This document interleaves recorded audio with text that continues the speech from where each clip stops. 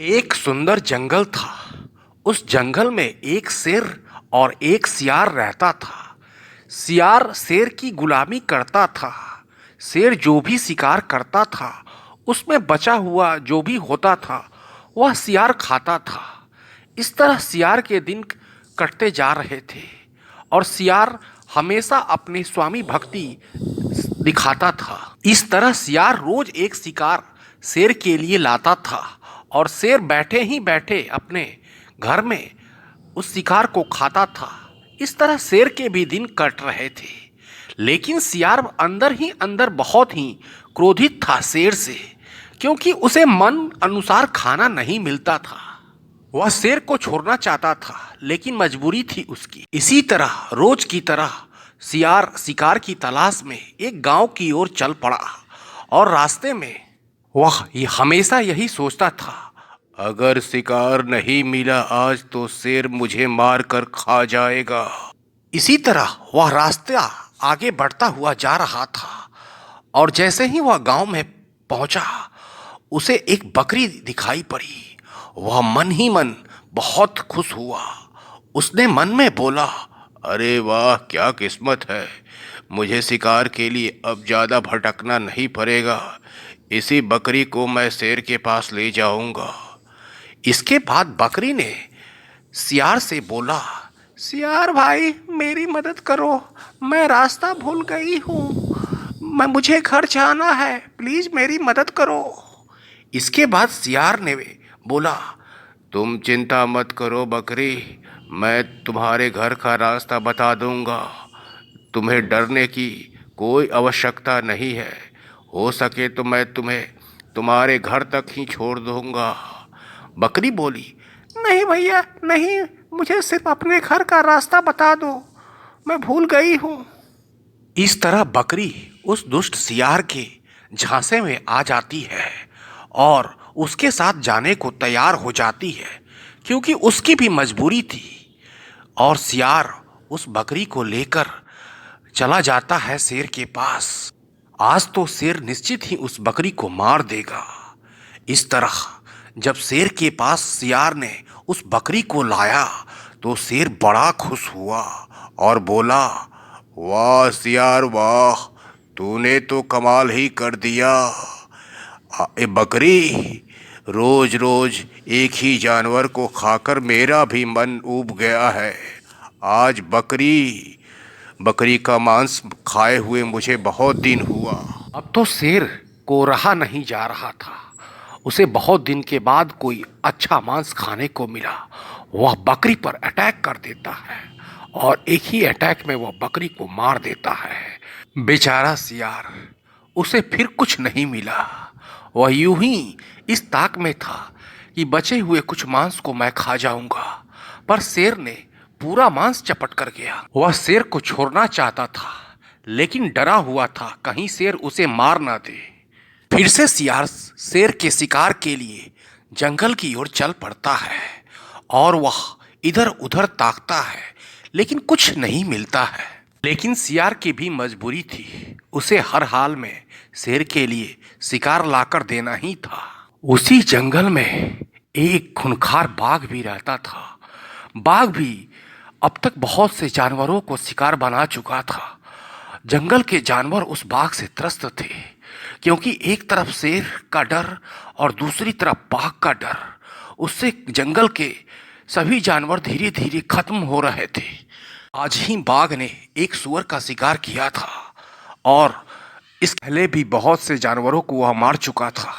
जंगल के सभी जानवर एक जंगल में बैठकर मीटिंग कर रहे थे। हिरन गर्भवती थी, इसलिए सबसे ज्यादा डर उसे ही लगा हुआ था। हिरन ने बोली, मैं तो गर्भवती हूँ, मैं तो कहीं नहीं जा सकती हूँ, अब मैं क्या करूँ समझ में नहीं आता। इसके बाद ऊंट ने बोला, हाँ तुम्हें बहुत ज़्यादा सतर्क रहने की ज़रूरत है, क्योंकि तुम्हारे बच्चा आने वाला है, इसलिए तुम हो सके तो सतर्क रहना और जंगल के बाहर मत जाना। ये सभी जानवर एक फैसला लेते हैं कि उन्हें अब यह जंगल छोड़ देना चाहिए, क्योंकि एक तरफ शेर का डर और दूसरी तरफ बाघ जंगल छोड़ने के अलावा उनके पास कोई दूसरा चारा भी नहीं था। पर हिरन का क्या होगा, वह तो गर्भवती है। हिरन के लिए सभी जानवर काफी चिंतित थे। हिरन भोजन के लिए एक गांव में आती है। तभी उसकी मुलाकात सियार से होती है। सियार तो बहुत ही हिरन को देखकर खुशी हुआ और मन ही मन बोला, अरे वाह, आज भी लगता है मुझे ज़्यादा मेहनत किए बिना शिकार मिल गया। अब तो मैं इसे लेकर ही जाऊंगा। ने सियार से बोला, मुझे छोड़ दो सियार, मुझे मत मारो क्योंकि मैं गर्भवती हूँ। इसके बाद सियार ने बोला, मुझे उससे कोई फर्क नहीं पड़ता है। अगर मैं तुम्हें नहीं ले जाऊंगा तो शेर मुझे मार देगा।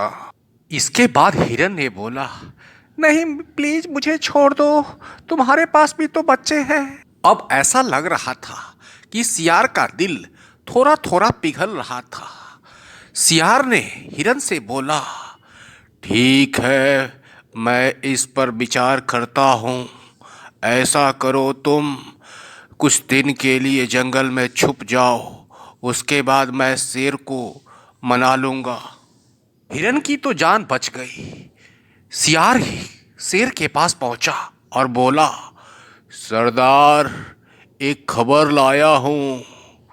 जंगल के जानवर इस जंगल को छोड़कर जा रहे हैं क्योंकि एक बाघ जो दूसरे जंगल से इस जंगल में आया है रोज जानवरों को मार रहा है, और मैंने सुना है कि खुद वो इस जंगल का राजा बनेगा। सियार की बातों को सुनकर शेर काफी क्रोधित हुआ और बोला, मेरे रहते हुए इस जंगल में दूसरा राजा, ये कभी संभव नहीं है। कहाँ रहता है वो दुष्ट बाघ? आज तो मैं उसका कचंबर बना दूंगा। कि मुझे उसका पता बताओ। सरकार, मैंने सुना है वो तालाब के पास रहता है।